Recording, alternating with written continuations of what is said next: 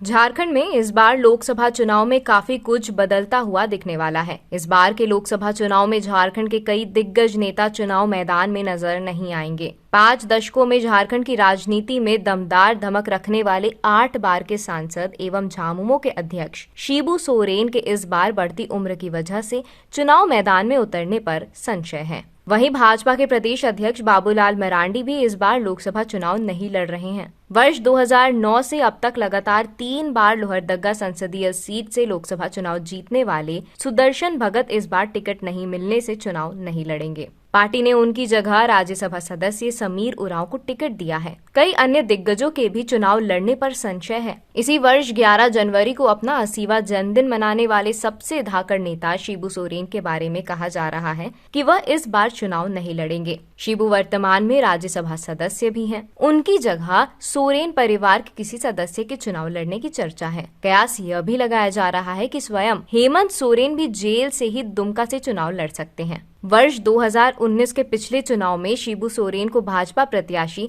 सुनील सोरेन ने हराया था। इससे पहले वे 8 बार दुमका संसदीय सीट का प्रतिनिधित्व कर चुके हैं। वर्ष 1980 में पहली बार जीतने के बाद शिबू सोरेन वर्ष 1989, 1991, 1996, 2002, 2004, 2009 और 2014 के आम चुनावों में यहां अपना परचम लहराते रहे। दुमका सीट पर उनके सिर्फ 3 बार हार हुई। पहली बार 1984 में कांग्रेस के पृथ्वी चंद किस्कू ने उन्हें शिकस्त दी। इसके बाद वर्ष 1998 और 1999 के चुनाव में उन्हें भाजपा प्रत्याशी के रूप में बाबूलाल मरांडी ने हराया था। बाबूलाल मरांडी वर्ष 2019 के चुनाव में गठबंधन के तहत उनके पक्ष में प्रचार कर रहे थे। उस समय वे झारखंड विकास मोर्चा के अध्यक्ष थे। बाबूलाल ने पिछला लोकसभा चुनाव कोडरमा से झारखंड विकास मोर्चा के टिकट पर लड़ा था, जहां अन्नपूर्णा देवी से उन्हें हार मिली थी। भाजपा में वापसी के बाद अब बाबूलाल मरांडी वर्तमान में भाजपा के प्रदेश अध्यक्ष हैं। झारखंड के एक और दिग्गज नेता हेमलाल मुर्मू के भी चुनाव लड़ने पर संशय है। हेमलाल ने राजमहल संसदीय सीट से वर्ष 2004 में जीत हासिल की थी। हालांकि वर्ष 2014 में ये झामुमो छोड़कर भाजपा चले गए थे। भाजपा के टिकट पर वर्ष 2014 तथा 2019 में उन्होंने राजमहल से चुनाव लड़ा, लेकिन दोनों चुनावों में उन्हें पराजय का सामना करना पड़ा।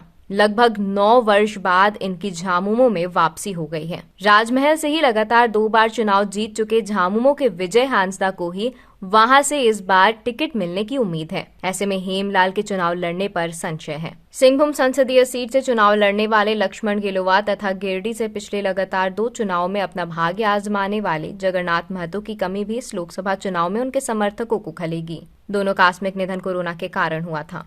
गिलुवा ने सिंहभूम से वर्ष 1999 तथा 2014 में भाजपा के टिकट पर जीत हासिल की थी, जबकि 2004 तथा 2019 में उनकी कांग्रेस प्रत्याशी क्रमशः बागुन सुमरई तथा गीता कोड़ा से हार मिली थी। वहीं जगन्नाथ महतो ने वर्ष 2014 तथा 2019 में गिरिडीह से झामुमो के टिकट पर चुनाव लड़ा था। हालांकि दोनों बार उन्हें जीत नहीं मिल सकी थी। इसके अलावा एक और दिग्गज राम टहल चौधरी की बात करें तो पिछला चुनाव उन्होंने बतौर निर्दलीय उम्मीदवार लड़ा था। भाजपा से टिकट नहीं मिलने पर उन्होंने बागी रवैया अख्तियार कर लिया था। इस लोकसभा चुनाव में भी वह अपनी किस्मत आजमाना चाहते हैं। पहले उन्होंने जदयू से टिकट का जुगाड़ लगाने की सोची थी, लेकिन जदयू का एनडीए से समझौता होने के बाद यहां से भी उनका पत्ता कट गया है। अब देखना होगा कि वह कौन सी राह पकड़ते हैं। इसके अलावा धनबाद के मौजूदा सांसद पशुपति नाथ सिंह के बारे में भी यही चर्चा है कि शायद वह भी इस चुनाव में नहीं दिखें। उम्र ज्यादा हो जाने की वजह से उनका टिकट होल्ड पर है। जदयू यहां इस सीट पर दावा ठोक रही है और अलायंस में रहने की वजह से अपना उम्मीदवार चाहती है। वहीं चतरा सांसद सुनील सिंह के भी टिकट मिलने पर संशय है। यह सीट भी भाजपा ने होल्ड पर रखा है। कार्यकर्ता यहां से स्थानीय उम्मीदवार की मांग पर अड़े हैं।